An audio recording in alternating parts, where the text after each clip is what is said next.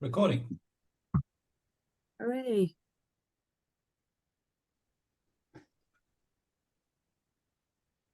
Hi, everyone, and welcome to the Remixed History and Anthropology seminar, where we look at how the past plays out in the present. I'm very, very pleased to introduce our speaker today, Michael Deibert, who's an author, journalist, and researcher, as well as a very old friend. And it's lovely to see you again, Michael. And he's going to be delivering a lecture looking at the historical, economic, and social roots of the armed groups that are currently operating in Haiti. And I hope we'll get to talk a little bit more as well about your upcoming book, Michael, on the enormous influence Haiti has had on world politics in the last 200 years. Michael is a journalist and author who has covered the situation in Haiti since 1997, and his articles have appeared in The Guardian, Financial Times, Bloomberg, Washington Post, Wall Street Journal, Miami Herald, Foreign Policy, Le Monde, etc., etc., etc. The list goes on. He's prolific. And he's been a featured commentator on international affairs for the BBC, Al Jazeera, Channel 4, France 24, and again, the list goes on. He's received a fellowship from the International Peace Research Association and has been a finalist in the Kurt Skork Award in International Journalism in recognition of his work in the DRC, in the Democratic Republic of Congo. And he is a prolific writer, the author of 5 books, with that 6th book coming out soon, which I can't wait for, looking at Haiti's role in supporting and inspiring independence movements in the 19th century. And these books have covered mainly his special area of interest, which is Haiti, but also events in Mexico and the Democratic Republic of Congo, and the impact of huge weather events in Puerto Rico. Michael, we're so pleased to welcome you today. And just to give a lay of the land, we'll hear from you for as long as you are speaking for. And then we'll ask Shahid Vawda, who's currently the Hugo LeMay Fellow in the History Department, to offer some discussion of your presentation before we go on to some questions from those who are joining us today. So thank you. Over to you, Michael. Thank you so much, Dominique. And it's really lovely to have this opportunity to talk about Haiti, particularly with an audience in South Africa. When I was living in Kinshasa, Johannesburg was in some ways one of my R&R locations when I was able to get away. And I have found it a super fascinating city and a super fascinating country, even though I'm by far hardly any sort of expert on it or anything like that. So I'll just give my little talk about Haiti, and then hopefully we can discuss a little bit. And I'm certainly open to any questions anybody might have. That's always the discussion is always the most interesting part for me. So let me begin.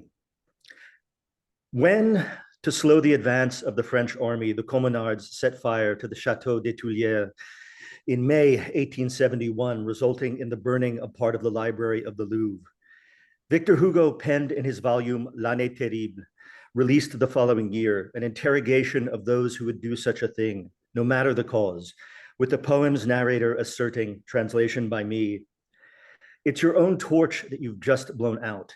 What your unholy and mad rage dares to burn, it's your property, your treasure, your dowry, your inheritance. The book, hostile to the master, is to your advantage. The book has always taken up your cause. A library is an act of faith.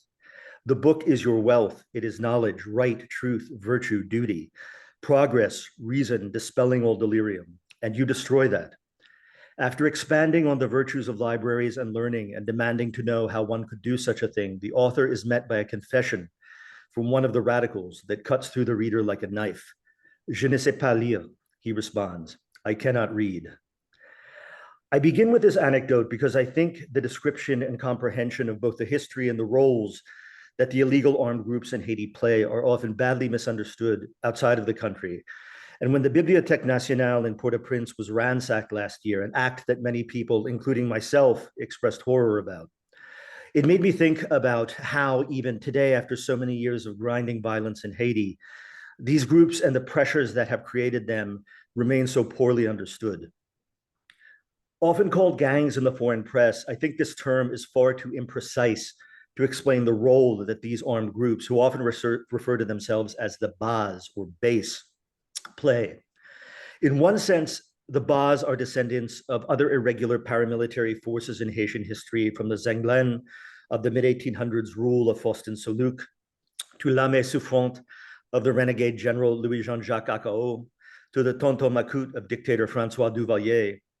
But in another aspect, one could almost pinpoint when the Bas as a model of often very young armed actors, as a specific political modus operandi, overwhelmed Haiti's democratic sector and began the slow, inexorable poisoning of its political system.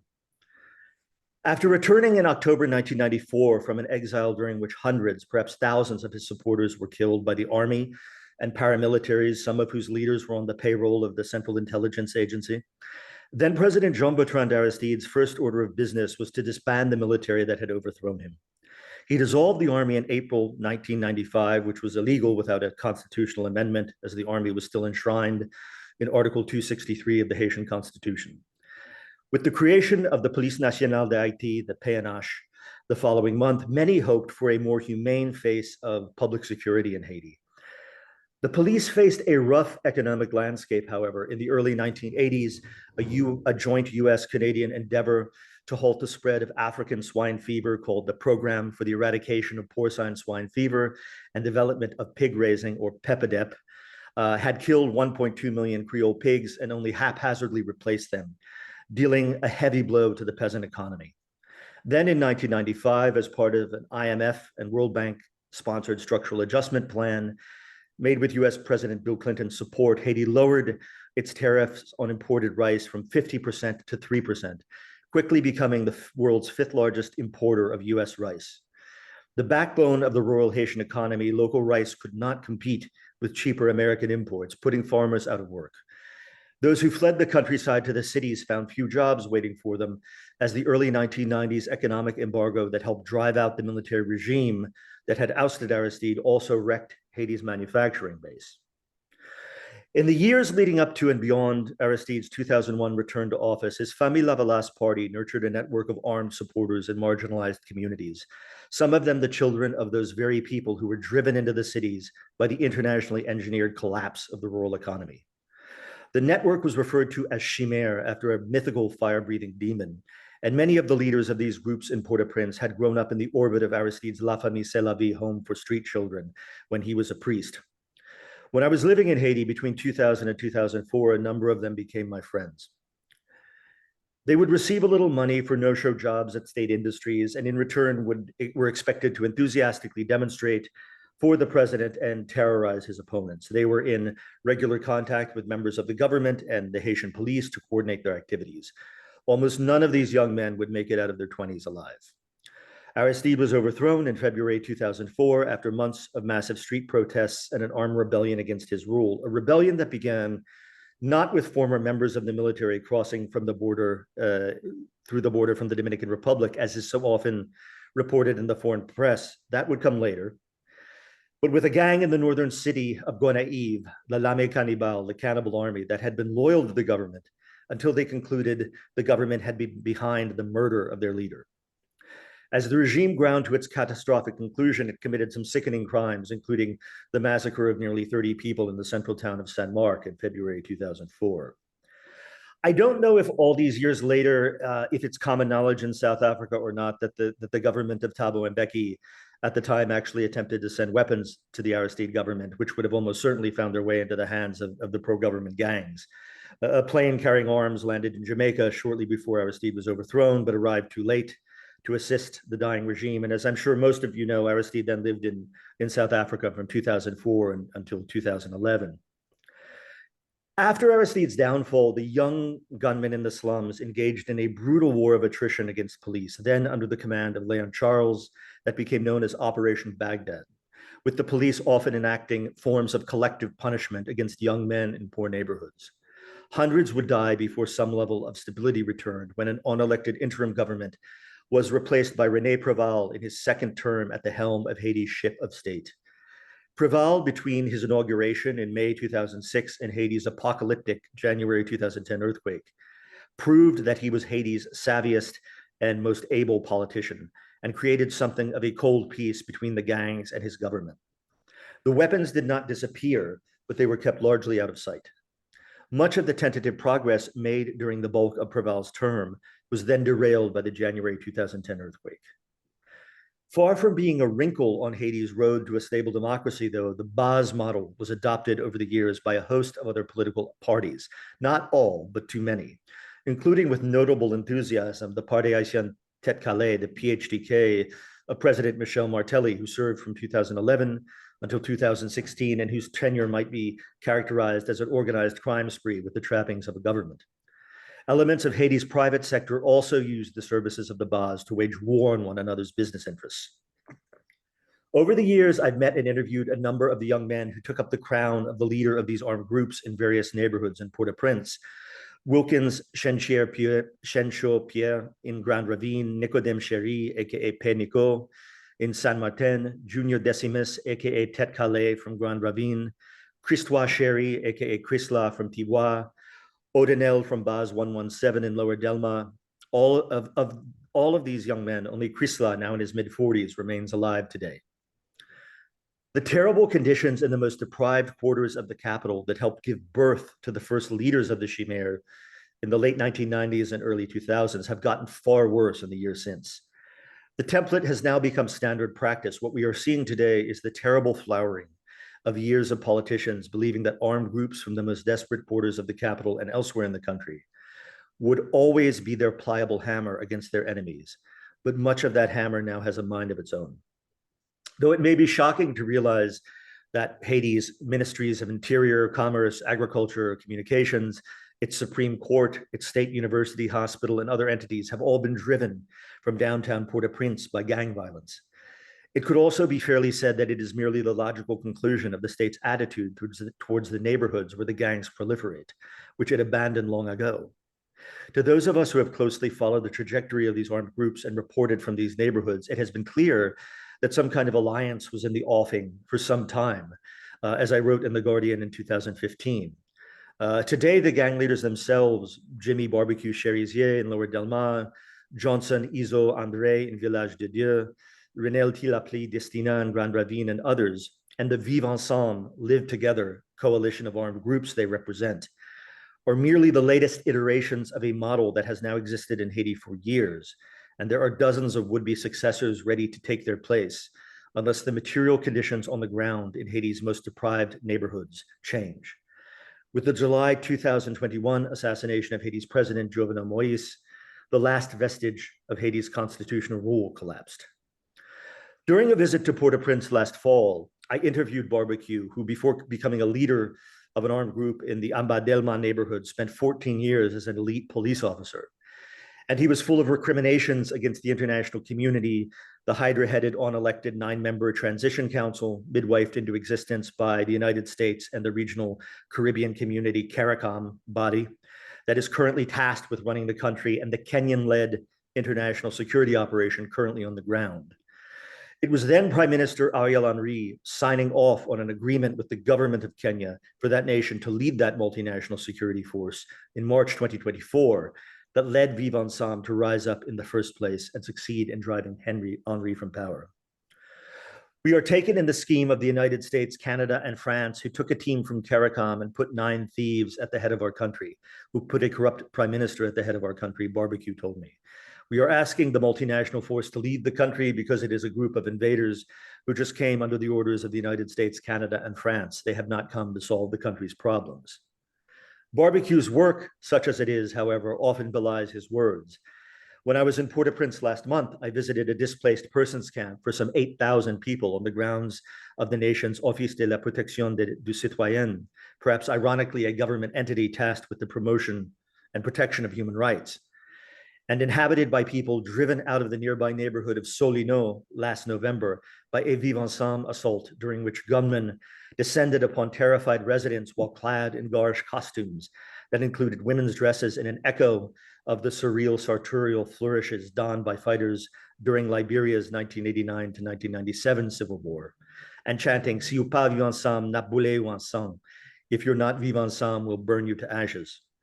The camp now constitutes part of the nearly 1.3 million people the International Organization for Migration now counts as internally displaced in Haiti, the highest number of people displaced by violence ever recorded in the country.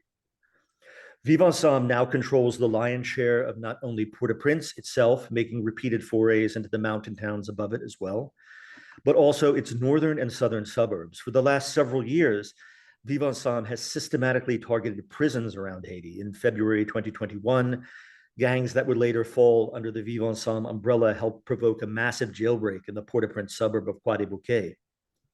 In January 2024, they seized the prison in the town of Cabaret and 2 months later freed thousands of prisoners from Port-au-Prince's Pénitentiaire Nationale before invading the town of Mirebalais, some 30 miles away from Port-au-Prince, this past April and freeing over 500 prisoners from the local jail during the assault. This strategy has reminded me of nothing so much as the so-called Breaking the Walls campaign waged by the Islamic State of Iraq and Syria, ISIS, during 2013 and 2014. During this offensive, ISIS used inmates freed in a July 2013 jailbreak at the Abu Ghraib prison outside of Baghdad to help fuel an insurgency that would go on to capture Fallujah in early 2014, and by June 2014, capture Mosul, Iraq's second largest city. As Haiti's Les Nouvelistes has assessed, when the toll of these attacks, there has been more than 6,000 prisoners who have been released in recent years by Haiti's criminal groups. In the current battle, against Vivre Ensemble, a great deal of attention has been focused recently on the actions of a small group of mercenaries affiliated with former Blackwater CEO Eric Prince, currently operating weaponized drones in Haiti under the aegis of the office of Prime Minister Alex Didier Fils-Aimé. This is a situation of questionable legality and one whose outcome is uncertain given Fils-Aimé's icy relationship with Police Director General Ramon O'Meal.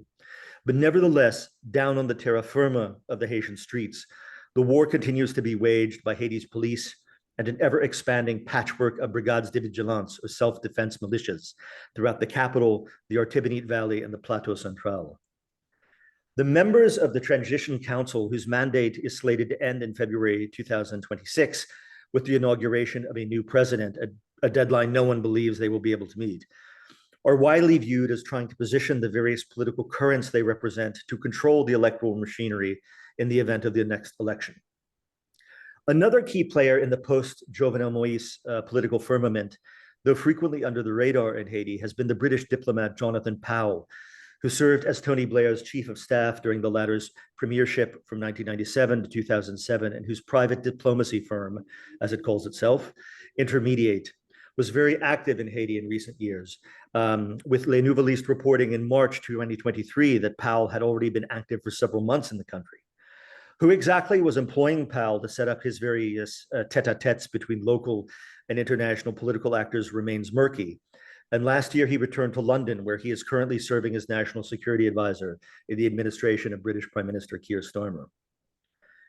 Military might alone will not fix what ails Haiti, nor will yet another transition in a country where virtually every electoral result is routinely rejected by the losing side. There needs to be a dialogue.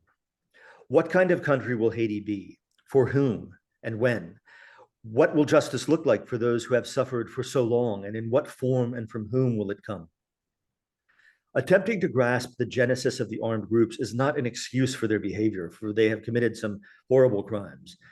But with the gangs fortified by a steady supply of weapons from the United States, the Dominican Republic, and elsewhere, are now saying in the most terrible way possible is, you created us, you funded us, and now we're a problem you think you can just erase?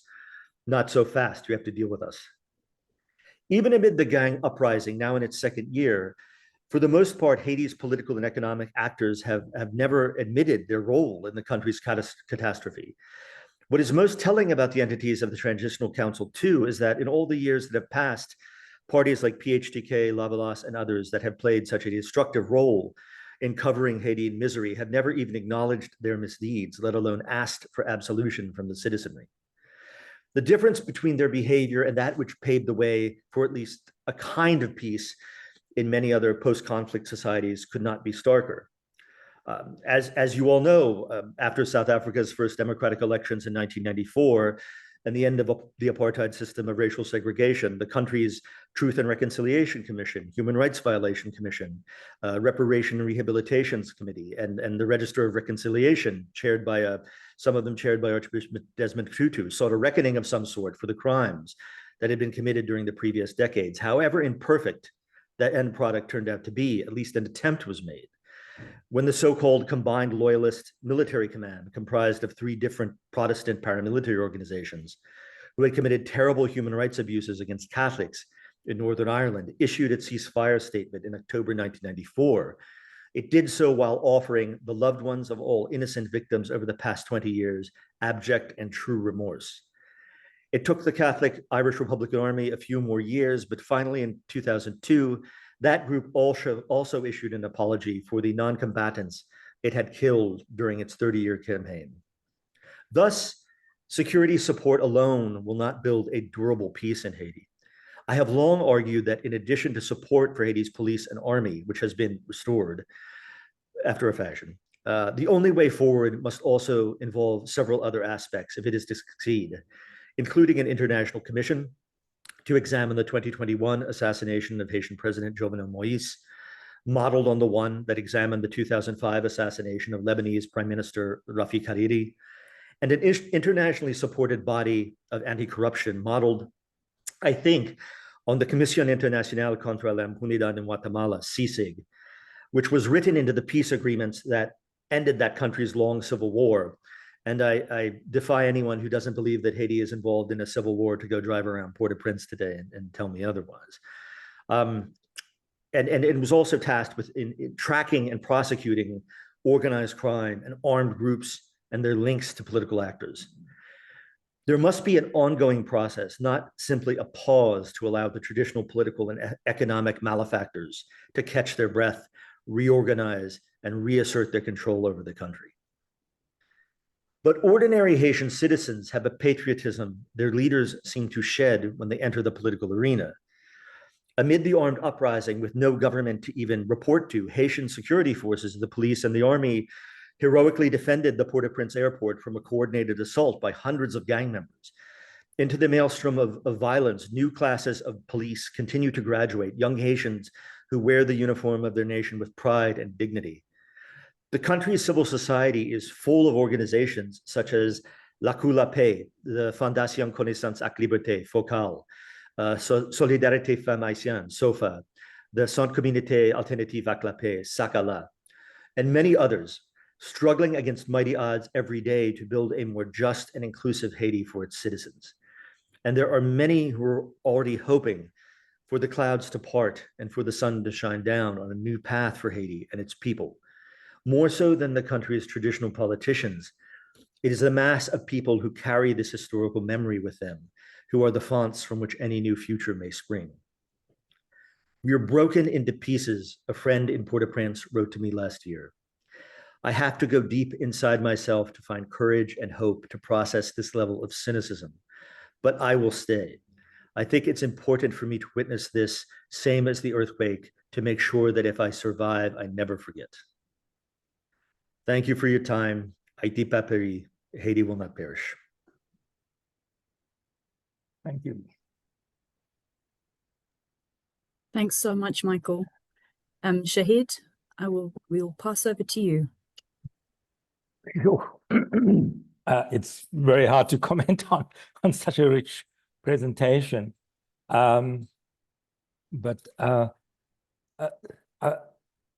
So one of the most obvious things is to say, is there any comparison between what is happening in Haiti as a result of structural adjustment and any other African country, particularly Congo, that you've written on?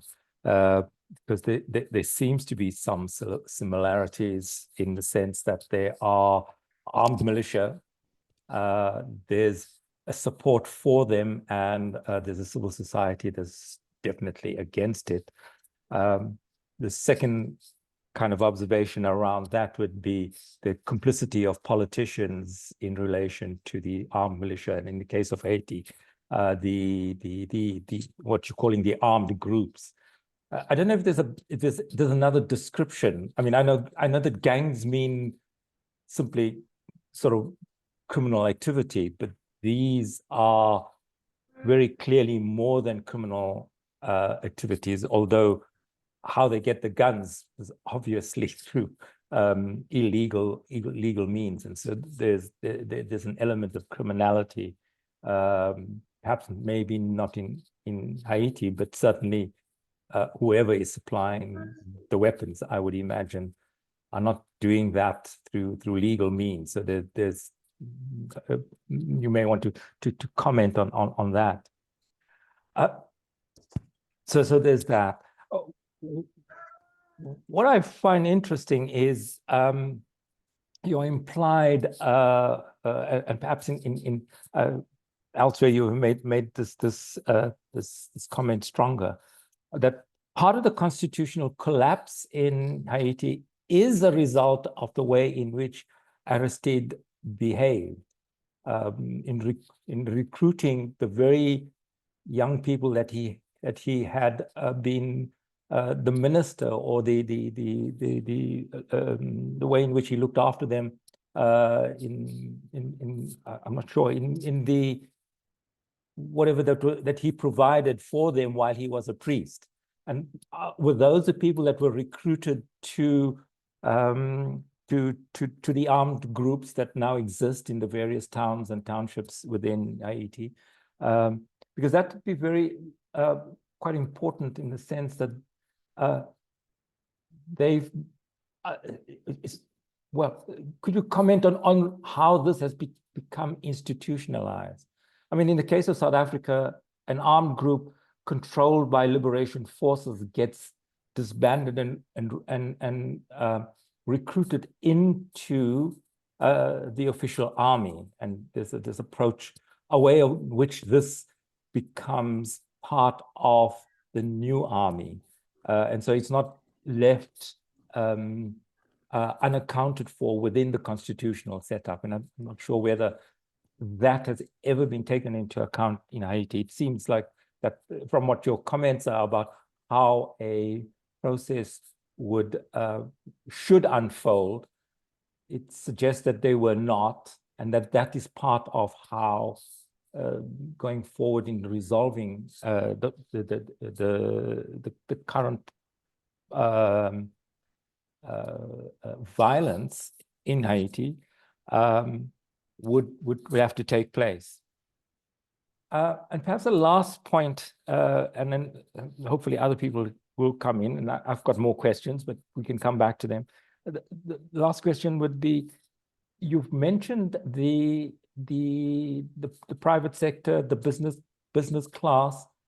Do you actually could you elaborate more on how this works in, or has evolved in Haiti? I mean, you talk about structural adjustment. Did anybody benefit from structural adjustment? Did this business class have anything to do with structural adjustment that was of any benefit? I mean, you talk about how the peasant economy collapses, but I'm imagining that there must be, you talk about a manufacturing sector or a manufacturing group of people, but was this supported by structural adjustment? Did anybody benefit? Or was it completely destroyed and they were also in a disaffected group that joined the gangs, for example? And I guess maybe the very last point, could you give us an insight into how Haitian society is structured currently in terms of class or ethnicity or language or something like this? Because it would give us some sense of the feel of what happens in Haiti and how people position themselves in relation to what may be the broader politics of Haiti, how to get out of this particular situation. I think I'll leave it there for the moment because I've got 3 pages of notes and questions to ask, and I'll just leave it there so others could also participate in this. Thank you very much. This has been really interesting. for me Oh, anyway. thank you. Those are great questions. How is Haitian society structured? Now, that's a pretty big answer. I'm trying to think of how much I can kind of compress it. I always thought a great metaphor was actually used by René Préval when he was running for re-election in 2006. And it's kind of a loaded metaphor in a sense, because Préval was pretty well known for his fondness for rum, as a lot of people are when you live in Haiti. Those episodes kind of go around. And he said that Haiti was like a bottle resting on its narrow neck which was the elite, which could topple over and crack and shatter at any point. And he said his job was to turn the bottle over so it was resting on its broad base, which was the mass of the population. And I thought that was always a pretty good description. I mean, even among the kind of the economic difficulties that you have generally in Haitian society, the neighborhoods where these armed groups proliferate are excluded and marginalized even within that context. And I mean, I remember the neighborhood I probably spent the most time in of these kind of neighborhoods is a neighborhood called Cité Soleil. And, you know, as with most of these neighborhoods, 90% of the people there have nothing to do with gangs or guns or organized crime. They're kind of under the thumb of these groups more than anything else.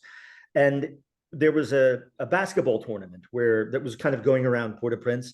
And, you know, the people who were playing in the basketball tournament had nothing to do with the gangs. And people from other neighborhoods sometimes would say, oh, you know, they're from Cité Soleil. They're probably hiding guns underneath their basketball uniforms and things like that. So the people in these neighborhoods have to deal with that kind of marginalization, even within Haitian society itself. And, you know, I mean, I think that's one of the strange and more schizophrenic aspects of this is there is, even among some of these guys today, a sense of the context in which they exist. I mean, this gang leader from Tibois, who I'd met a couple of times, Chrysla, he is also a musician. And one of his videos, and because these guys have so much money now, they produce extremely professional music videos that look like they could have come out of an actual studio.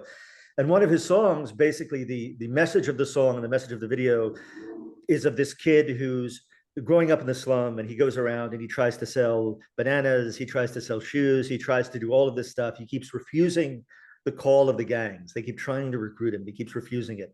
And then finally at the end, he gives up and he takes a gun. And the video and the song are kind of bemoaning that scenario, even as the guy who wrote it is like kind of one of the princes of this horrible system. I'm bouncing around a little bit, but I wanted to get back to one other thing you said, which was if there were any similarities between Haiti and Congo. I mean, what reminded me in the early 2000s, what the situation in Haiti reminded me most of actually was the stuff that I've read about of what was going on in Jamaica in the 1970s. So in other words, you had the People's National Party and the Jamaican Labor Party, who were both neck deep involved in arming their partisans in poor neighborhoods of Kingston and elsewhere. Both of them now deny it, which is total BS. I mean, they were both involved in it. And you know, then they eventually lost control of these guys, and these guys became kind of more multinational criminal organizations, which is a bit similar to what has happened in Haiti. I mean, one thing I will say is that the first generation that I knew best in the early 2000s, a lot of those guys viewed themselves really as being part of a political vanguard. Like they had more of an initial political analysis of what their role was. I mean, they were completely used and sold out, in my opinion, by the politicians who didn't value them the way they valued themselves. But as the years passed, the armed groups, I would say, became much more cynical about politics. And whereas they would take money to do certain activities on behalf of various politicians, they didn't really have faith in them. They didn't really have faith that they were going to change their material circumstances. And when we're talking about the private sector, I mean, it's not, again, I don't want to say it's everybody. It's not every member of the private sector, but you do have people who find it kind of normal business practice to burn down a rival's showroom if they think they're taking too much of a cut of the market. You do have people who think it makes sense to. I mean, one of the gang leaders in Haiti right now was one of the most powerful, is a guy called Mikano, who runs an area called Waf Jeremy, and his main income stream is basically paying, getting taxes and tolls from trucks going in and out of the port. It's the main port of Port-au-Prince that's there. And, you know, I think this is something that I've tried to often explain to other journalists who go to Haiti, which is a lot of times the guys who are in nice suits who will greet you in a beautiful salon and speak perfect English or whatever, those guys are more dangerous than the guys downtown who are running around with guns and things like that. Because in some ways they are the ones who control the system. Now, what I think has happened over the last 2 or 3 years is, you know, these various armed groups, and the armed groups are run by, their different leaders have kind of different personalities. So some, I would say, are a bit more kind of out to lunch than others.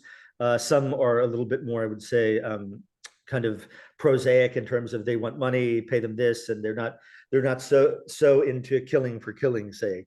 But you know, nowadays, I think a lot of these guys have realized that they are not as dependent on their patrons as they used to be.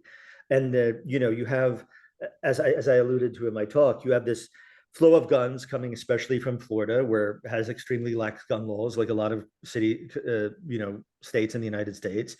They put the weapons on a ship going down the Miami River. It lands in Port-au-Prince, it lands in Gonaive or wherever. And for every, you know, shipment they catch, probably 15 get through. Now, you also have elements of the Dominican military that are selling weapons to Haitian gangs. And also, and I think this is a significant development, in Village de Dieu, I mean, about a little more than a year ago, I noticed that this gang was carrying around FALs, which are Belgian-made weapons that are mostly associated with South American guerrilla groups like the FARC and the ELN in Colombia, and more specifically, the support of Venezuela's military of those groups.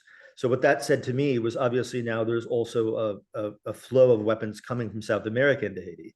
So you have at least kind of 3 different streams of weapons coming into Haiti that we know about.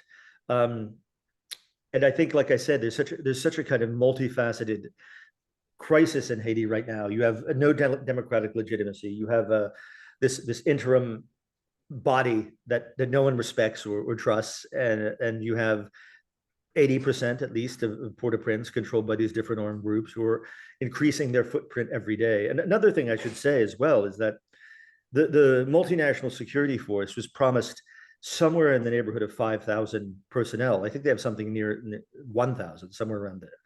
And, you know, a lot of these countries that talk big on the international stage about, I mean, supporting it. I mean, Barbados said it was going to send people. Mia Motley got pissed off at something the Americans did. So she said, oh, now we're not sending anyone. And a lot of other places did. I mean, the Kenyans pretty much are there on their own. I mean, you have some Salvadorans, some Jamaicans, but they're not anywhere near enough to change the dynamic that's going on. I mean, if you actually had 5,000 personnel along with the Haitian security forces, I think we would be talking about a very different scenario than we're talking about today. Because what's keeping the gangs in check are really, as I said, I mean, it's basically the Haitian police and the self-defense militias in these various neighborhoods and various towns. And I should mention also, I mean, the self-defense militias can be very brutal as well, and they have committed some pretty bad crimes. And it's reminding me a bit more and more. I mean, this is not an exact analogy, but I'm a bit worried about, you know, what happened in Colombia in the 1990s happening in Haiti. I mean, you know, where you had what were called in English the United Self-Defense Forces of Colombia, the AUC, becoming a much more kind of militarized and kind of much more like a real army. And I think we're heading in that direction with the brigades in Haiti as well, because I mean, at this point, people are so desperate, they'll accept any kind of protection from the gangs to keep their neighborhoods from being overrun. Sorry, that was kind of a long and very discursive response. Hopefully it made some sense.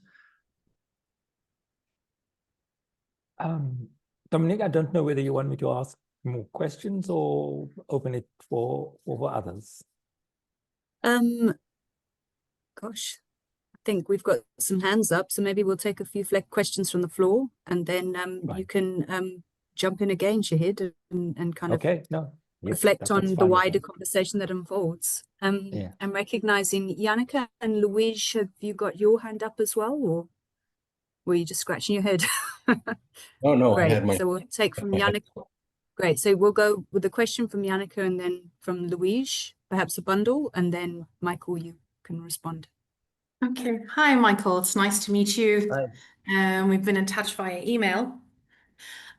So my question is about the fact that Haiti shares an island with the Dominican Republic, right? And you just mentioned that the Dominican military, there is a part of the Dominican military that's providing these weapons. But I'm just kind of wondering what are some of the broader dynamics between Haiti and the Dominican Republic? I mean, this is all kind of going on the same island, but it seems like the DR is pretty much on its own island, right? It doesn't appear very much, at least from the media, that this seems to be having any particular kind of impact there. So I'm just wondering what's the dynamic between these two countries actually like with all of this going on in Port-au-Prince?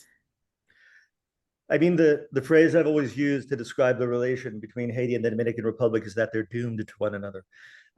You have this strange dynamic where the Dominican economy, I mean, particularly the sectors of construction, agriculture, and tourism, are completely dependent on Haitian labor. They pretty much wouldn't exist without Haitian labor. Yet at the same time, much as we've seen in the United States, and maybe, I mean, I know about some of the rhetoric that goes around, so-called foreigners in South Africa as well. I mean, that's a vote getter in a lot of countries around the world, that you rail against the other who is somehow destroying your one's pristine country. And certainly we've seen a lot of that under the government of Luis Abinader, who's the current president of the Dominican Republic. And I think, it's frustratingly dysfunctional in the sense of, I believe if the DR was kind of floating on its own in the Caribbean, I mean, it's also a place that has a lot of problems in terms of corruption and impunity and violence. It's doing much better. I mean, there's no comparison in terms of the economic progress the DR has made in the last 30 years compared to Haiti, for example, but it's certainly not without its problems. But in some ways, I think it gets a pass because it's next door to Haiti, which has kind of continued on this downward spiral over the last 3 decades. And you have Haitians who I completely understand their desperation of wanting to get out of the situation that they're in right now. But it's something, again, that makes me, and this may not be a very academic response, but it makes me even more furious at the politicians in Haiti who have helped destroy the country, because they've helped force their fellow countrymen into this situation where they have to go to, like, the DR, where they're rounded up. And I mean, and the DR even rounds up Dominicans of Haitian descent. So in other words, people who were born in the Dominican Republic who don't speak Creole, for example, and who are picked up on these immigration raids, which are done in a quite brutal way. I mean, honestly, I think in some ways, like, it looks like the Trump administration is taking its cues from the Dominican immigration authorities and how to run the most brutal and inefficient immigration system possible.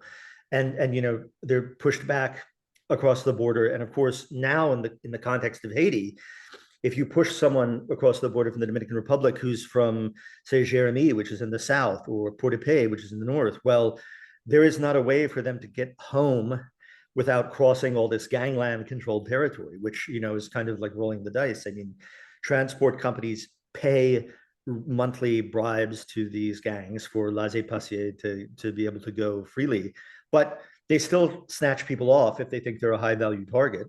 And depending on who's working the roadblock that day, some Haitian who's been living in the DR for 10 years might be viewed as worth kidnapping. So yeah, it's really, there's it's unfortunate, because I feel like a lot of times, not everybody, but even among the intellectuals and the journalists and things like that, I feel like the Dominicans and the Haitians aren't really seeing one another for what they really are.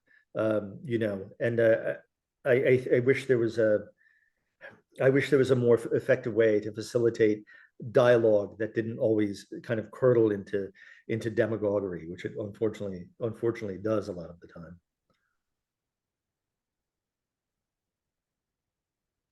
Thank you. Go ahead, Louise. Michael, how are Hey, you? Luis. Long time no see. Just wanted a couple of comments. First off, saying that you embody everything that's good about journalism and everything that's good about journalism in regards to Haiti. You know, you and I go way back, and you know that I've been intimately involved in many of the things, intimately and personally involved in many of the things you mentioned. So I did glance, I did take a couple of body shots there, but I'll go on that in a second. But the courage you show, the honesty you show, even when it's unpopular to say something, you're not reluctant not to go into it. So my hat's off to you. It always has been. Um, you're a credit. And even though I always tell Michael, you should not go to Haiti now. Don't go. You know, be very careful if you do go. But he's going to go and he's going to do his thing. It's just and it's for the love of the Haitian people. And I tell you, as an American diplomat, this love of Haiti is something that gets into your blood because you go to the American embassy. Well, not now because there's no one there except three people or four. Everyone at that embassy, or most of have served in Haiti more than one time because it gets into your blood and you just want to go back. And even after you leave, years later, you're keeping tabs with your friends in Cité Soleil. I speak to Father Tom Hagen in Cité Soleil, you know, once or twice a week, you know, it stays with you. But we're getting a little bit afar. Um, the thing about doing away with the Army in 95, I was the political military officer who came up with that design. And yeah, we kind of disregarded the article of the Haitian Constitution, but it was desperate times. And we were doing it actually to help Aristide because we felt that the Army would come back and do exactly. And we also set up the National Police and we left. I left Haiti and I came back 10 years later as the number two, but on a very optimistic high note. And everything goes to hell in Haiti so quickly. And one of the reasons of you mentioned the Khmer, which I think it's a beautiful history you did that. Aristide, when he came back, still had fairly good intentions. I've never seen a mass of humanity so euphoric as when he came back to the airport.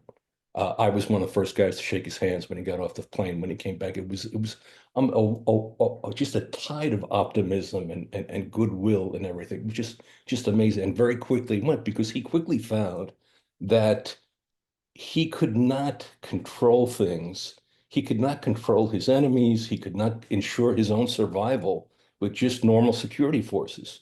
So just like, you know, the Duvaliers had the Tonton Macoutes, the military guys had FRAP and the attachés, you know, he needed something. And he got the Khmer to be, and the cannibal army and all that kind of stuff he did. And that was, in effect, his downfall. And I think you touched on many things, but we forgot to mention drug trafficking. A lot of this stuff, these gangs now are enriching themselves through protecting trafficking routes to the DR, to Puerto Rico. Comes from Colombia, comes from Peru, stuff comes from Central America. And that's how the weapons get bought because it's not like in the old days when I was there, or even when I was a U.S. ambassador to Jamaica, we had that guns for ganja thing going to Haiti. Jamaicans would send ganja, and there'd be this transfer of ganja for guns. Those guns were all crappy. I look at the guns now in those videos that you referred to and stuff about the fouls, like they probably got from the Venezuelan army, if anywhere else. This is all modern good stuff. This is, you know, I look at this, I'm amazed at the quality and the newness of these weapons. They're really good. In the old days, it was all crap. You know, when those guys took Port-au-Prince or back in 2004, they had M1s. You know, they were wearing football helmets Yeah. as headgear. I mean, they were scary, but it was kind of ridiculous the armament they had. That's why the U.S. Embassy Private Security Force was the best armed militia on the island. I said we could have taken over the island ourselves with our security force.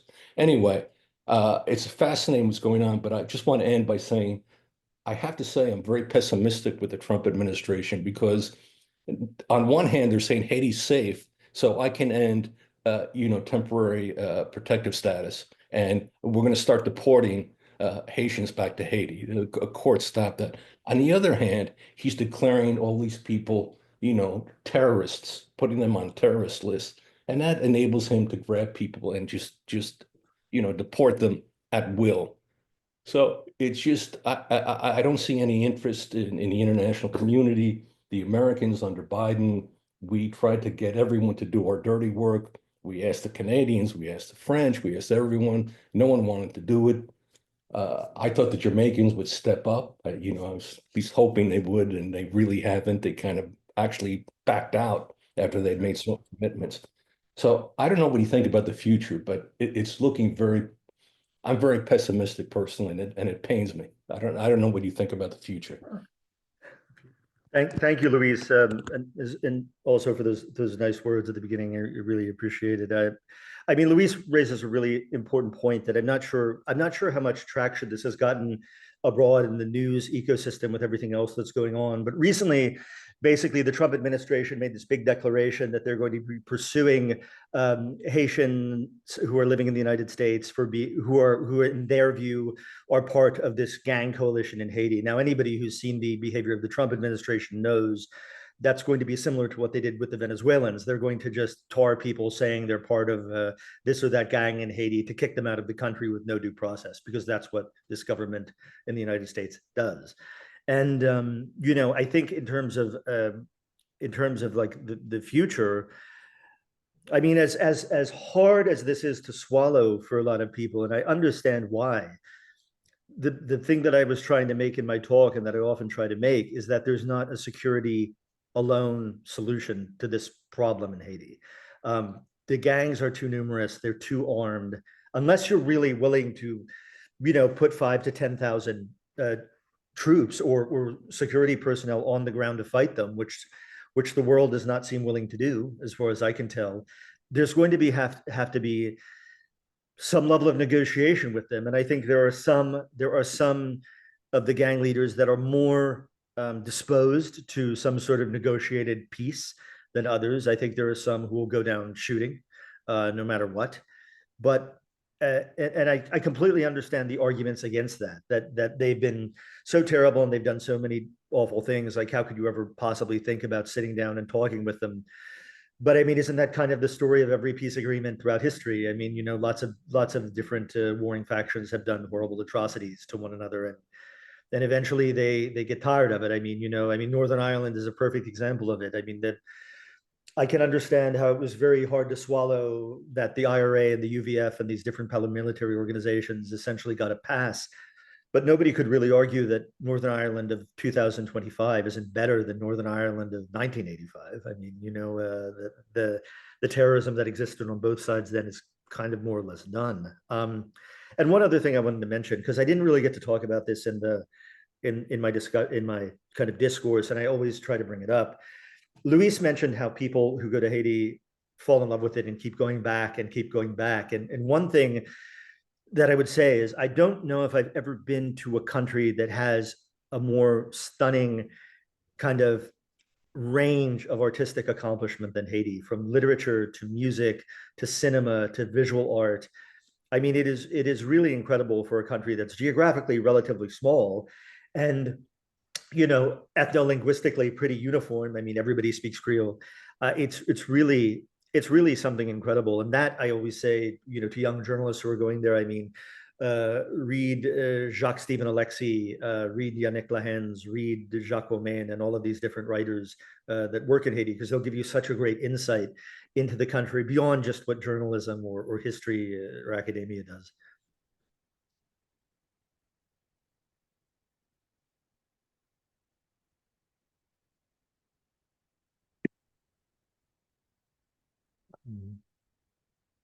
I think Megan got her hand up. Yes, thank you. I was wondering if you could maybe just talk a little bit more about whose interests it is in to keep Haiti so unstable. So, you mentioned that, for instance, the Dominican army was supplying arms to some of the groups. Is that like an official kind of thing, or is it sort of some rogue actors in the army? Is it also just not just the Dominicans, but other people involved? Is it kind of just to make money? You know, they're selling arms just because it you know, makes money for themselves, or is there some other kind of bigger ideological thing going on? And then could you also maybe just talk about why the foreign security forces are so understaffed? Why they only have, I think you said, around 1,000 personnel when there should be about 5,000. Thanks. Sure. Thank you. I mean, in terms of, just to make clear, I should have made this maybe a little clearer earlier, but I'm talking about rogue elements of the Dominican army, the Dominican military, I should say more expansively, you know, supplying clandestinely guns to Haitian criminal actors. It's not I mean, as far as I know, it's not any sort of official policy or anything like that. And, you know, but they, you know, frequently, they will find, you know, say boxes of tomatoes or something like that coming across the border from the DR that are full of weapons or ammunition. And occasionally, you know, Haitian actors are caught at the border on the Haitian side, you know, trying to smuggle weapons in. And in more than one cases, they've been publicly executed rather summarily when that's found. So I don't think, as far as I know, as I said, I don't know of this being any official policy or anything like that. In terms of whose interest is it to keep Haiti unstable? I mean, among some elements of the business sector, certainly in Haiti, there has been a long-term allergy to anything resembling like competition. You know, I mean, you have a handful of families that have extreme monopolies on various sectors who are more than willing to use violence to maintain those monopolies. And again, like I've said, I'm not trying to paint everyone with the same brush and saying every business actor in Haiti is involved in the gang activity, but some of the most powerful ones certainly are. And I mean, I remember actually it was about a number of years ago that the scion of one of the wealthiest families in Haiti was arrested for running his own kidnapping gang. I guess, you know, the money from the monopoly wasn't enough. He had to have a little more as well. I mean, in terms of why the security force is so understaffed at this moment, I mean, you know, as Luis alluded to, I mean, there was this consensus, I think, was formed that the Kenyans would lead it. Various Caribbean nations, Jamaica, Barbados, the Bahamas, would supply different personnel. I think also, I should know this off the top of my head, but it was a West African nation. It was either, I think it was Benin or maybe Togo. I think it was Benin, was also supposed to supply a decent amount of troops or of personnel. And, you know, the political will just evaporated. And I don't think it also helps that, you know, certainly the stabilization of Haiti is not high on the list of the current American government, which maybe could supply a little bit of momentum for getting such a peacekeeping operation or a security operation off the ground. So what they have right now is kind of the worst of all worlds, I would say, which is you have this token force that is not properly manned to do what it's supposed to do, but it's enough that, you know, they can kind of say, oh, well, there's already a security operation on the ground, even though they're very ineffective. I think that was all the questions you asked. Yeah, I think, Michael, that I saw it personally twice, 10 years apart, that a good, robust professional force can actually impose their will against these gangs, because the gangs, when confronted with well-armed, well-equipped, well-trained professional military, they stand down. They get their nose bloody once and they stand down. Saw it in 95, saw it again in 2004. And Joe Biden would just not bite the bullet. And you know, some of us diplomats and military guys, we came up, we gave a white paper to the White House on what it would take. And it was exactly 5,000 guys, but with rotary wing support. So you have a quick reaction force, some heavy weapons, armored cars, you know, et cetera. Because the gangs, you know, you hear on the intercepts, they're terrified of armored vehicles. They call them tanks, and they're petrified of that. So a real professional military could really take them down, I think.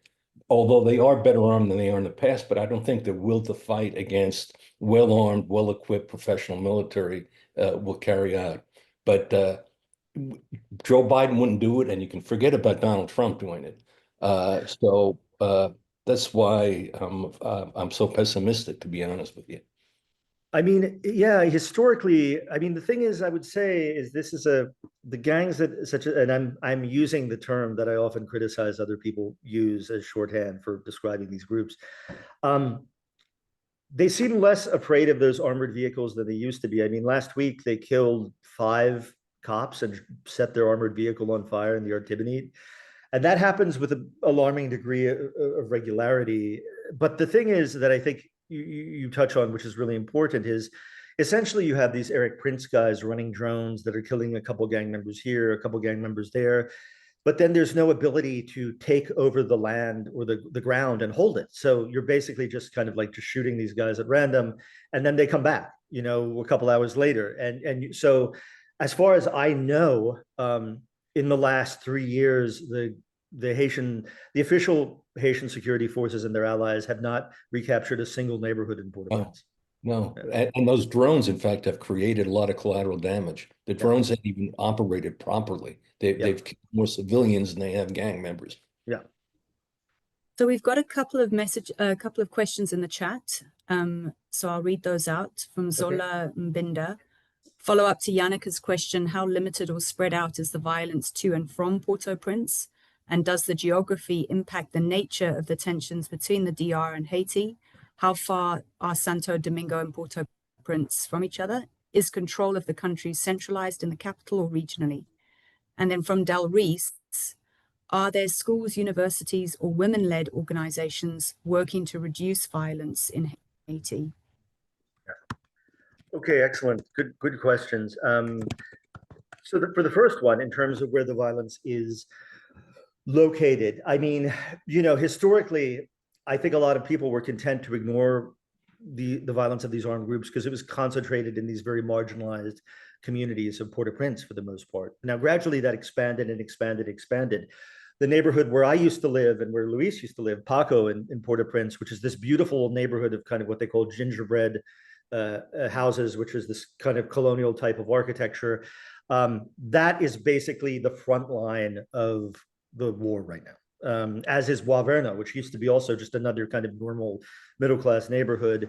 The approaches going north to the second largest city of Cap-Haïtien and going south to the south of the country, they're completely controlled by the gangs. Going east to the border of the Dominican Republic, I mean, to get to the border of the DR from Port-au-Prince, normally it's about an hour and a half, I would say, maybe. That is also controlled by a gang called Katso Maozo, who, as I said, I think I mentioned this earlier, but essentially the transport companies that run buses and things like that pay the gangs a monthly, extortion to be able to go back and forth. But from what I hear, going north out of Port-au-Prince, a lot of times the gangs still have roadblocks where they make everybody get off of the bus and, you know, look through their belongings and things like that. And if they think you're a high value target, they will kidnap you anyway. The violence has also spread throughout this area called the Artibonite Valley, which is north of Port-au-Prince, which is kind of the main agricultural breadbasket of Haiti, right? So there's a gang there called Grand Griffe, which was originally, and this is another thing that I think is important to understand. Grand Griffe, this gang in the Artibonite that's killing all these people, they were co-founded by a former national deputy in Haiti's parliament. The Katso Maozo, who controlled the way to go to the Dominican Republic, they grew out of a smuggling organization that was connected to no less than 4 Haitian elected officials that operated for years. So, you know, you could really trace these, again, the genesis of these armed groups back to the kind of political system. And yeah, unfortunately, I mean, I was in Haiti, as I said, last month, and, you know, I went around Port-au-Prince and stuff, and I was trying to figure out a way to report from the Artibonite about the violence there. And even as somebody who's been working in the country for as long as I have, I couldn't figure out a manageable risk way to do it, you know, where you have some risk of something going wrong, as opposed to a certainty of something going wrong, which is basically what it sounded like if I would wander into the Artibonite.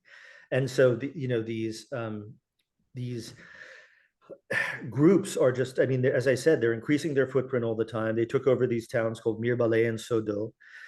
They keep sending kind of reconnaissance into Cape Haitian, which is the second largest city in the north, who have been detected by the security forces there and killed summarily. But they keep sending them in. So they're definitely at on the offensive. And it's striking too, because I mean, three of the leaders of these armed groups, Barbecue, this guy Lamu Sanju, who runs Katso Mauzo, and this guy Jeff, who runs a gang called the Taliban, based in an area called Canaan. They had videos of themselves last week walking down the streets of Mirebalais and Sodo, not a care in the world, not worried about any sort of drone or military response. And they had to have driven 30 miles there and 30 miles back, which is a testimony to, I think, of how confident they are in their control of the terra firma there. In terms of their schools and organizations working to promote peace, yes, I mean there's several that spring to mind. I mean, one of the best ones is an organization called Lakou-Lape, and I'll spell that. I mean, it's Lakoulape. So Lape, like it's Creole for peace, as you would have la paix in French, but in Creole it's Lape.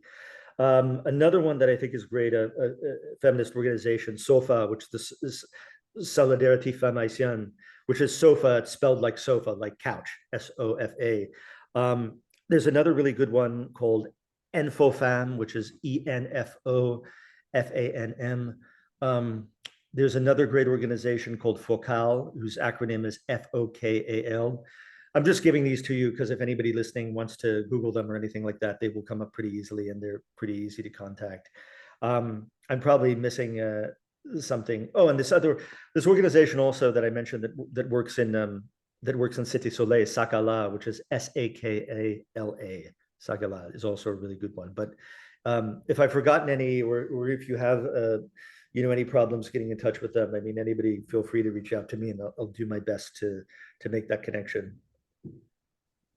We have another question in the chat from Eamon.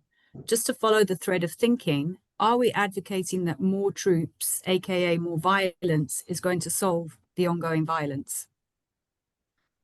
That's the opposite of what I said. Should I elaborate more?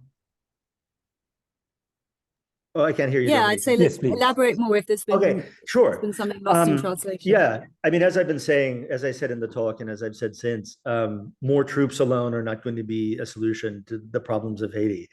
And the problems of specifically of these armed groups. Their roots and their causes and what perpetuates their existence are far deeper than that. It's a situation of chronic economic exclusion of these poor neighborhoods. It's a situation of total impunity for political and economic actors who are involved in creating and backing these groups historically. So whereas, yeah, I mean, I think, people in Haiti, if you go around Port-au-Prince, for example, as I did last month, I mean, people are extremely desperate for some sort of security to be restored, and they are extremely,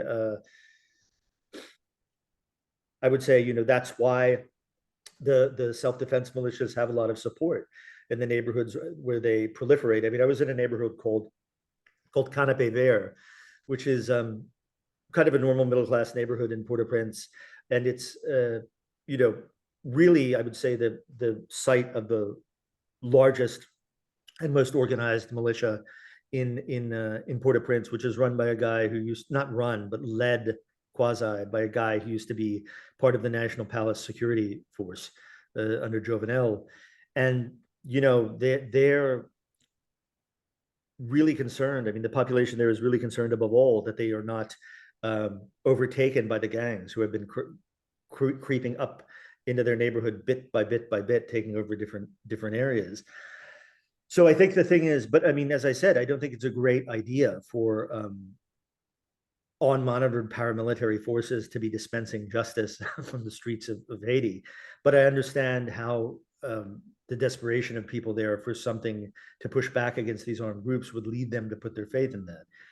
I mean, I think what we need is, some sort of more holistic approach where you have both security in terms of local Haitian actors, so the army and the police, the a better staffed international security force, which I don't think is going to happen, unfortunately, given the international political context.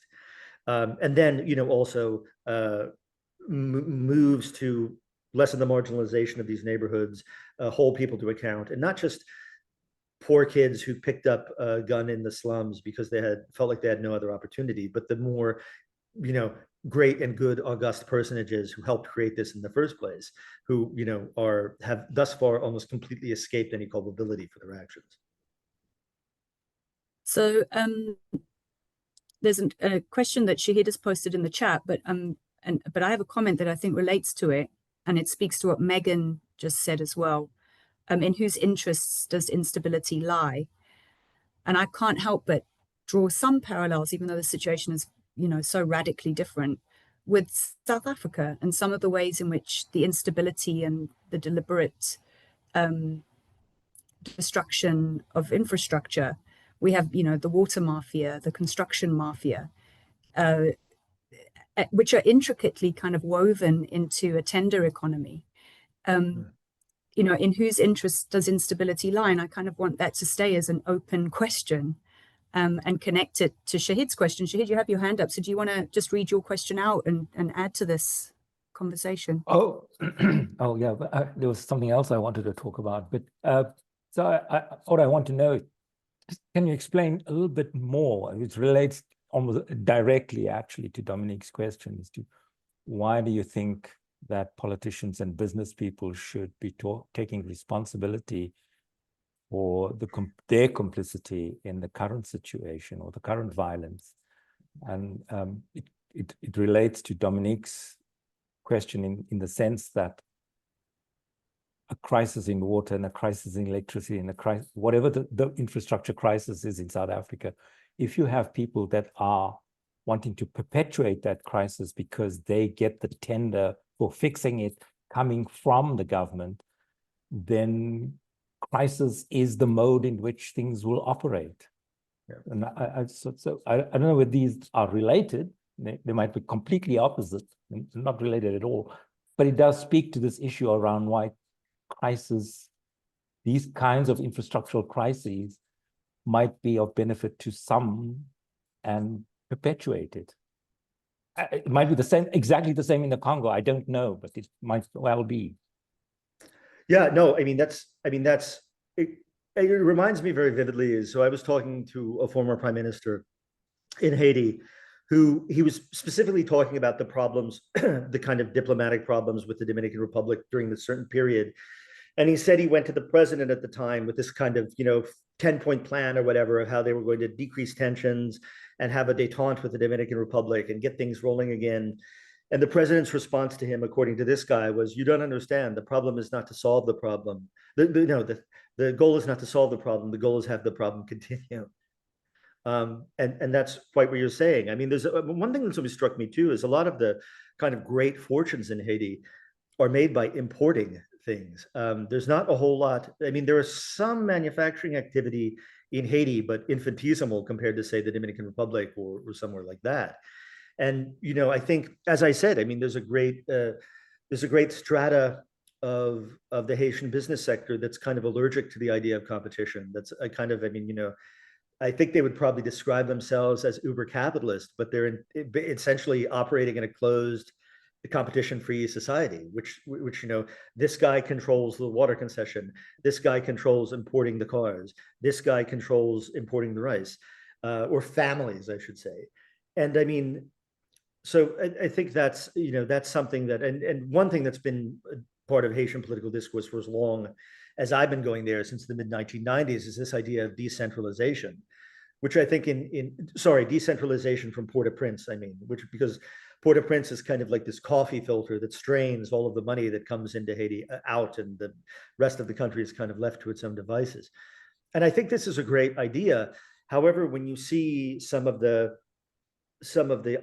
ways the international community, or what passes for it, tries to implement that, such as the Caracol Industrial Park in the north of Haiti outside of Cape Haitian, it's through this kind of Pollyannish idea that there's going to be this big industrial sector in Haiti in the hinterlands that doesn't really work. clearly. I mean, the lack of success with that project in particular, I think, is really illustrative. And rather than impose this idea of, okay, here's what we think Haiti needs, which has been the case for a lot of the time I've been going there with the international community. It's like, why not go to a city like Les Cayes or go to a city like Mont Saint Nicolas and ask people there, what do you need? Like, what kind of development do you need? Which sounds really obvious, but it's something that, I mean, I've seen surprisingly ignored by people with a lot of power to kind of affect real change in my times in Haiti. I'm talking about people from kind of the international sponsors of whatever is passing for the body politic and the economic structure of Haiti.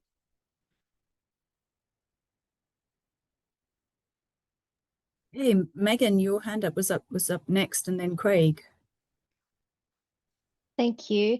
Could you also maybe just talk a little bit more about the gang alliances that have come up, and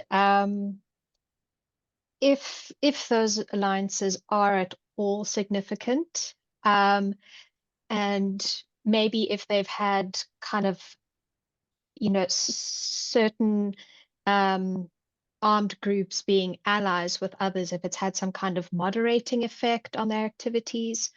Do you think maybe it could actually help the situation in a way that maybe by having alliances, you kind of have a growing sense of unity in some way, and that maybe having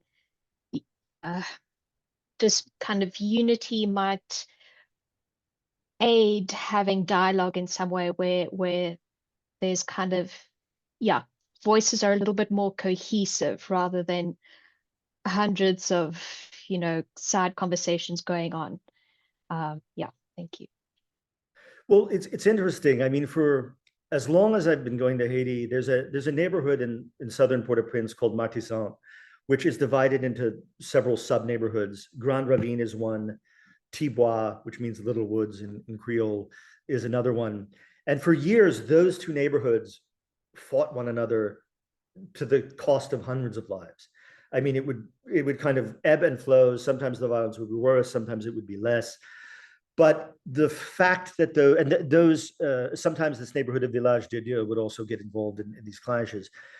And the fact that those neighborhoods aren't fighting one another anymore is, I would say, significant. And one thing I would say, which often shocks people, and this is not necessarily true of every neighborhood where these gangs are now in control, but with some of them, I mean, you go there, and you probably would expect just complete ruin, and instead you go there and things are more or less operating. Like, people are going to school.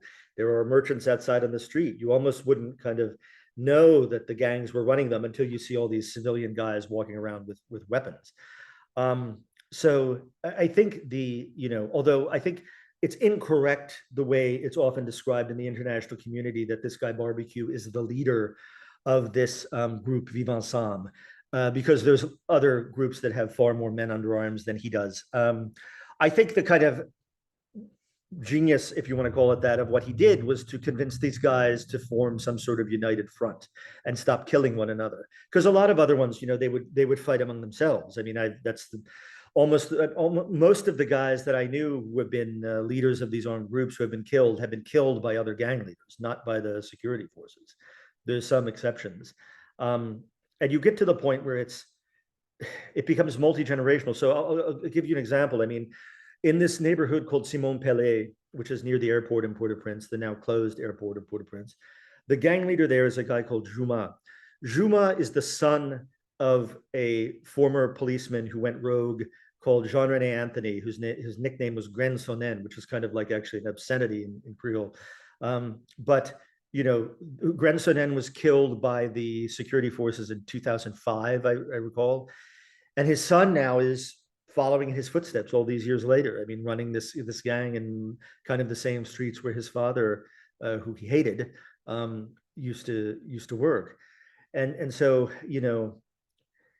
whether or not these gangs would be able to negotiate kind of as a single body, whether they would be that controllable. The thing I always think of is most successful peace negotiations that I've seen, for example, Colombia's with the FARC comes to mind, occurred when the illegal armed group was being defeated militarily on the battlefield. We're a million miles away from that happening in Haiti right now. And that's the thing is, you know, with a lot of these groups, I mean, with the FARC, I mean, it could have gone on forever. They could have kept it. And then there's still, you know, a rump faction of the FARC that's operating near the border with Venezuela. But I mean, you know, eventually,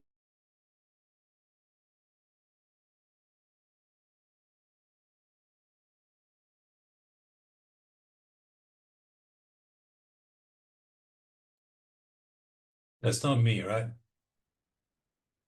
No, it's not you. Okay. Yeah, let's see if he comes back.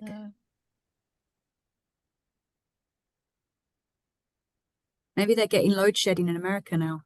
what Sorry. did you miss that? I'm sorry. Yeah, sorry, Michael.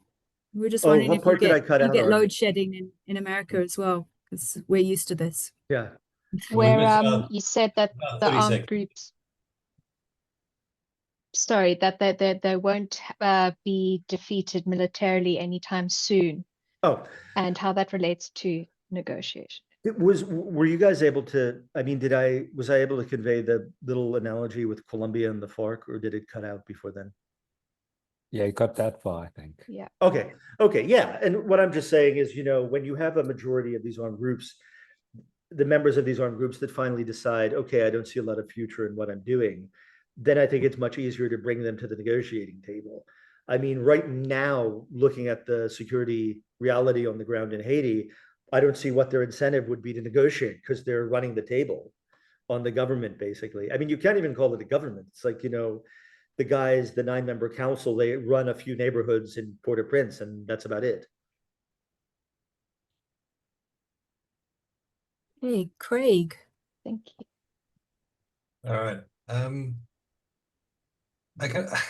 I'm seeing a lot of connections here. I want to bring it right back to Shahid's comments at the beginning when he was asking about the structure of the society, right? And you've mentioned these elites. And I'm wondering, does it constitute a kind of class system in the sense that you mentioned the family? So are these elites kind of perpetuating themselves? And later on, you mentioned this money that comes from importing. And I'm wondering if this kind of composition of Haitian society started with the structural adjustment, started with the collapse in the peasant economy, which then made importing so much more lucrative. And that's where it came. Or does this kind of structure of Haitian society predate that? So that's my first question. But if it does predate that, there seems to be a kind of irony considering the founding of Haiti and the revolution, right? And when you think about the Haitian Revolution, you can see Haiti being attacked right from the beginning. And a very strong symbolism is attached to Haiti as a country and to the Haitian people, and that's endured really since the revolution. I'm thinking about, for example, the 4-H Club in the early AIDS epidemic in the United States, which Haitians were one of the four H's, the sort of danger groups, you know? And what I'm really thinking here, in a roundabout way, and I'm sorry about that, is to what extent does this enduring symbolism affect Haiti's ability to resolve the issues at home? So how does the international approach and the symbolism attached to Haiti by the international community affect Haiti's ability to solve the problems in the country? Yeah, those are two. Oh, sorry. Did you have one more? No. Just okay. Yeah. So those are really good questions. I mean, it's interesting. I mean, Georges Anglade, who was a Haitian geographer, wrote about how by the kind of middle of the 1800s, that in his analysis that Haitian society had been kind of started to form around these various regional elites in cities like Gonaives and Cap and Port-au-Prince and Cai, which isn't totally unusual in Latin America or even, you know, other parts of America. I mean, certainly, I mean, I'm in Baltimore. I mean, certainly Baltimore has its elite families as well.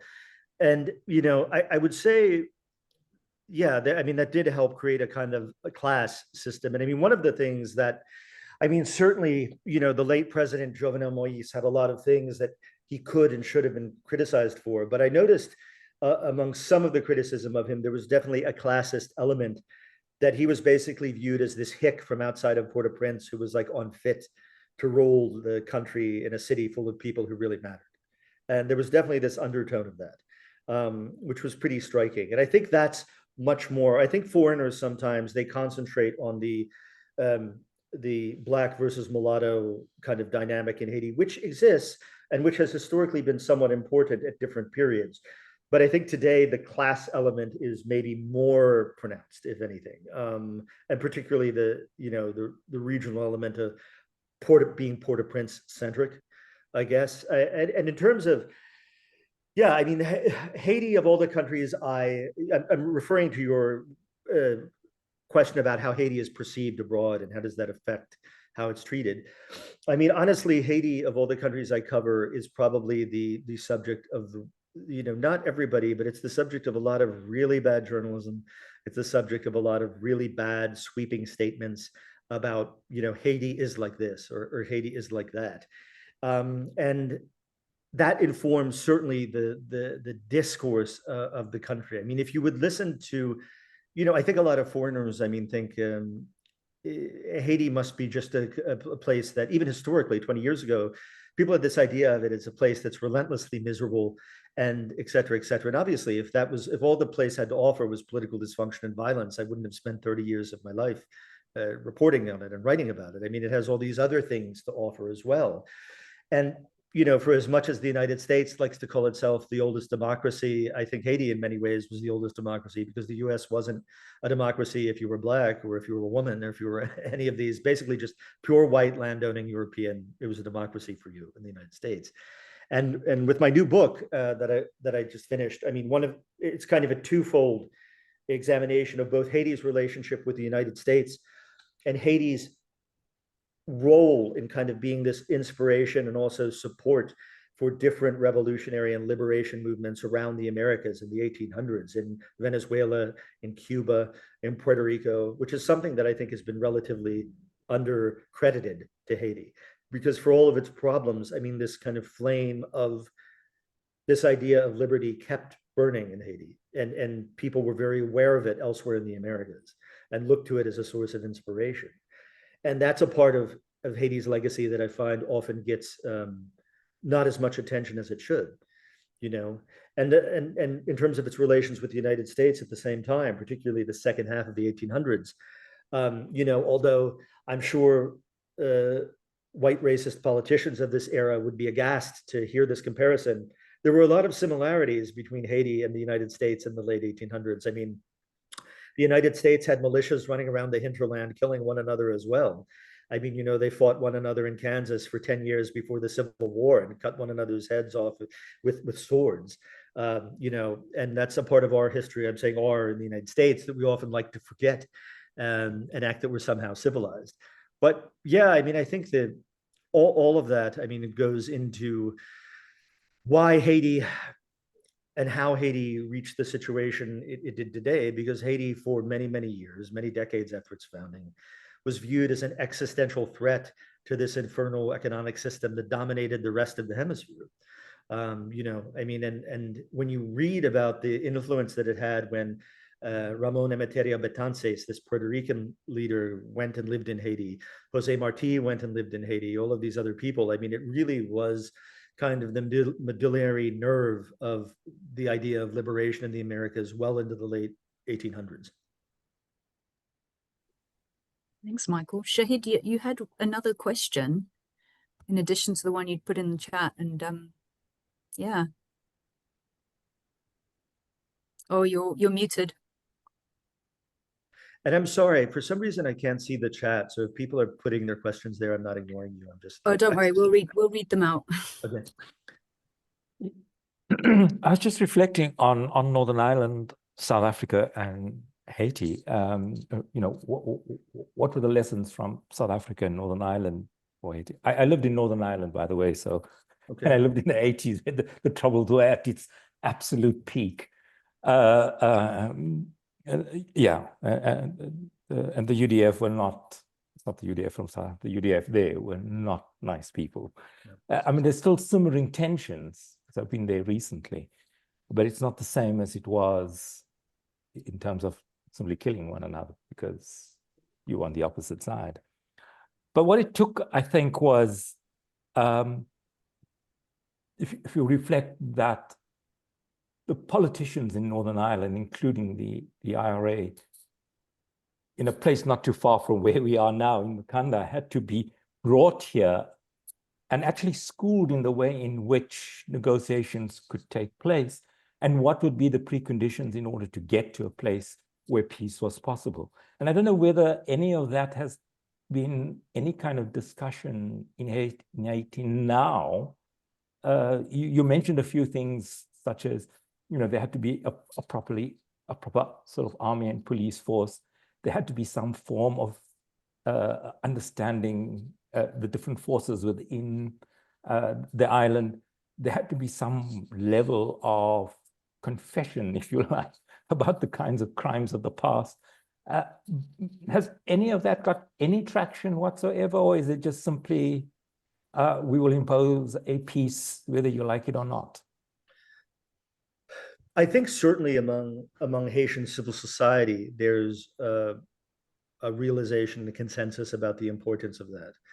What I find is unfortunate is, I mean, when the US and CARICOM cobbled together this 9-person transitional council, I was, and many of my Haitian friends as well, I mean, I was pretty aghast that what it did was not, I mean, I thought it would be a transitional council, as in many countries, you would have somebody from the private sector, human rights sector, feminist sector, church groups, something like that. Instead, they drew from the exact same political entities that had taken the country over the cliff in the first place, which I found insane, quite frankly. And so I think that was a missed opportunity, unfortunately. And as I said, the mandate, such as it is, of this transition council is set to expire at the beginning of next year, by which point they're supposed to have held elections and turn over rule to a democratic government, which is not possibly going to happen. I mean, you know, the idea of holding elections in Port-au-Prince is, I mean, ridiculous. So I think there, you know, among the majority of society, I think there's a consensus of the importance of what we're talking about. But I think a lot of the political actors are so concerned about how that would affect their own skins, that they may be very resistant to that. But I mean, unfortunately, I'm not in a position where I can, you know, make diplomatic decisions for the international community in the way they deal with Haiti. I just have to write and talk and hope that somebody with actual power pays attention. But I wish there was, I wish that opportunity had not been missed in the way it was when Ariel Henry resigned, because I think you could have gotten a real kind of government of national unity with you know, some of the great people that exist in Haiti in the civil society, that could have maybe really done a lot to move the country along.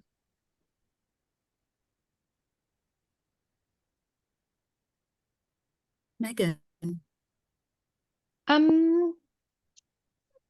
The phrase, I think you said something along the lines of leaders tend to lose all patriotism when they enter office.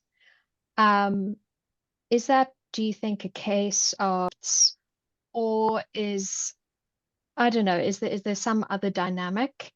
And then also, you said that the import sector or business is really lucrative.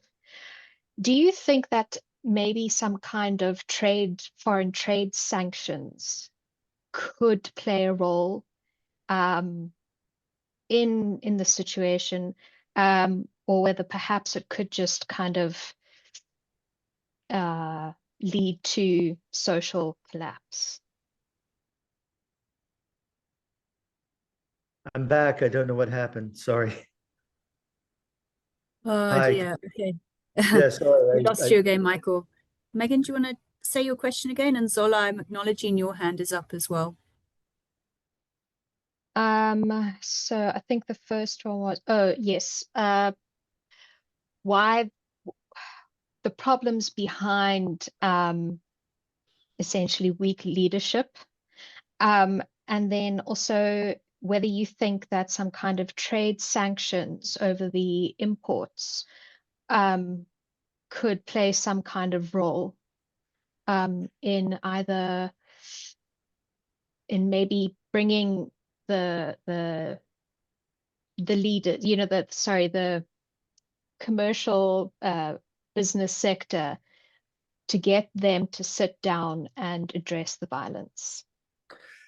Yeah, I mean, that's a good observation. And you probably know this, so forgive me if I'm kind of covering ground that you're already familiar with. But I mean, over the last couple of years, I mean, the United States, EU, Europe, Canada as well, they've begun sanctioning various political and economic actors in Haiti for their roles in violence, including, I mean, some people who I think were long viewed as untouchable.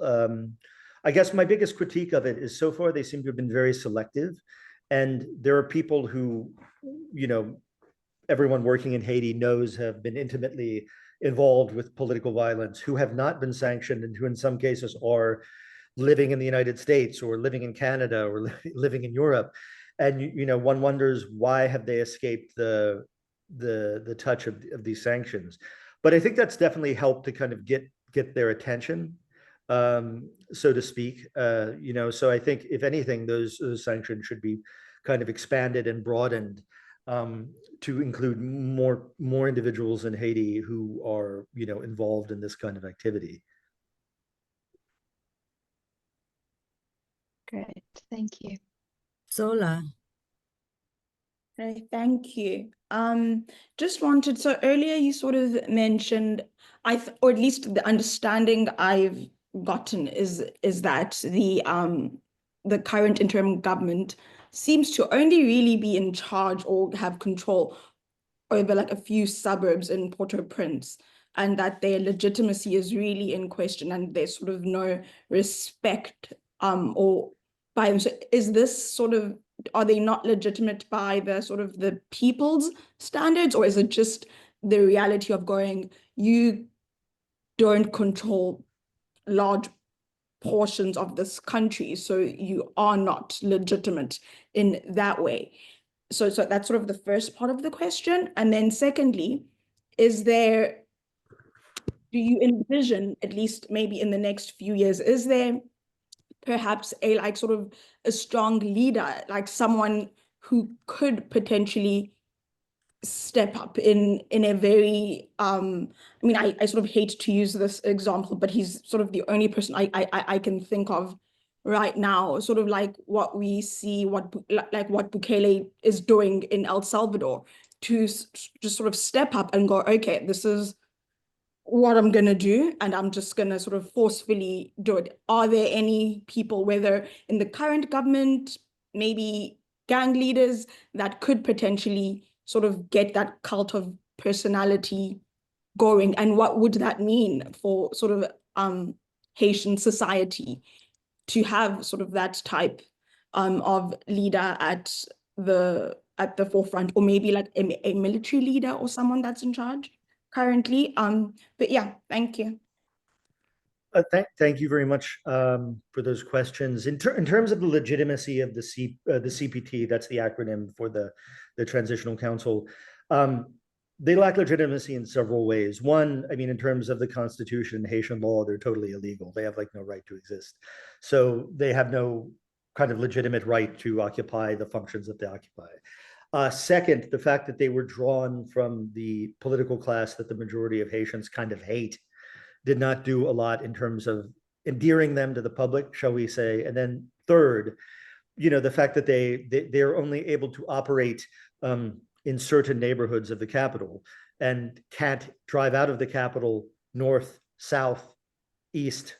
To the west is the ocean, so they can't go there because that area is all controlled by these armed groups.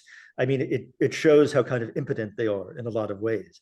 So that's, in terms of their lack of legitimacy, I would say it's like, yeah, multifaceted, unfortunately.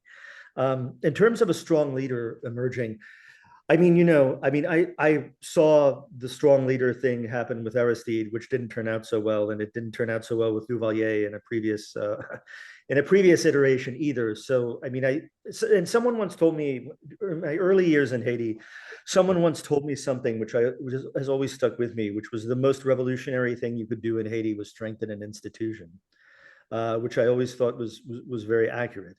I don't see anyone on the horizon right now that would kind of come in as some sort of a personification of the national desire for security or whatnot. And it's interesting that you mentioned Bukele. I met and interviewed Bukele when he was mayor of San Salvador before he became president.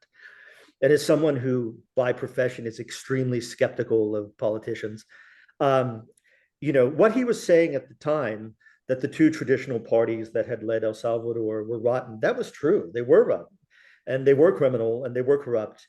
And, I could understand how, if I'm somebody in El Salvador who has to worry that my daughter's going to go out and get kidnapped by Barrio 18 or MS-13, I would take a chance on this guy. But then, he became more destructive for the rule of law and more destructive for the institutions of El Salvador than every president who came before him post-Civil War. So, I think what I would like to see, I mean, and again, I know this isn't kind of like news generating or exciting. I would love to see kind of more of a kind of technocratic, or, I mean, René Préval was president twice, had certainly problems. He had a kind of dark side as well. But his extraordinary ability to kind of move the chess pieces around to keep everyone guessing what he was doing and whose side he was on did bring a large measure of peace to the country, especially in his second term, when it was more or less, and he also, I will say, he kind of allowed the police to more or less function the way they were supposed to function. He wasn't calling up the head of the police every couple of weeks saying, you got to arrest this guy or you got to let this guy go. But one thing that's often worried me in Haiti is a lot of the people that I think are capable of kind of playing that role don't want to get involved in Haitian politics because they're afraid they'll get killed, which is not an unreasonable fear on their parts. So it's not an answer in the sense of like, I can't think of somebody off the top of my head that I would say would fulfill that role. But I would hope that when all of this bloodshed and sadness is over, that maybe, we're building Haiti from the bottom up rather than the top down. Thanks, Michael. Yeah, fear of getting involved in politics due to fear of being killed. I think that's unfortunately increasingly becoming a reality in South Africa as well. Yeah. I say that with a heavy heart. Yeah. So thank you so much for your amazing talk, and thank you to everyone present for the questions and the discussion that followed, and thank you, Shahid, for your robust kind of opening of the discussion. Yeah, I mean, we live in crazy times. We always have. Perhaps we never have not lived in crazy times, but it's good to talk clearly about them and have these spaces to do that. So thank you. Hey, this was great. Thank you, guys, everybody, Shahid, Dominique, and everybody else who attended. This was super interesting for me. So thanks a lot for the opportunity to chat about Haiti. Yeah. And Yannicka sends her apologies. She's not here to say goodbye because she had to go and fetch her child. That's okay. Shahid, did you? No, thank you very much. I really look forward to your book about the contribution of Haiti to whatever we talk about. I often reference Haiti with America, with the US, and with the French Revolution. I think it's those ideas are terribly important to our sense of world history and where we are currently. So I really appreciate what you've given us today and what we hope to see you write for the future. So thank you very, very much. Thank Yeah. you. Absolutely. Thanks so much, everyone. Go well. Thank you. Yeah. Thank you. Bye, guys. Bye. Bye-bye. Thanks so much. Bye.